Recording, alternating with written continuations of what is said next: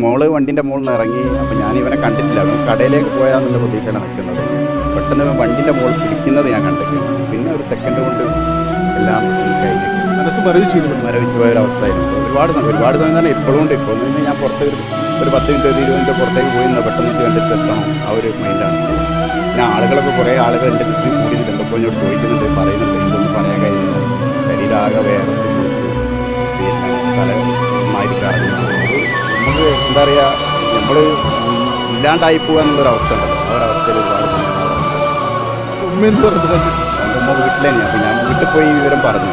ഇങ്ങനെ ഞാൻ ജീവിതത്തിൽ ഇത്രയും ഞാൻ ഭയപ്പെട്ട ഒരവസ്ഥ ഞാൻ ജീവിതത്തിൽ ഉണ്ടായിട്ടില്ല.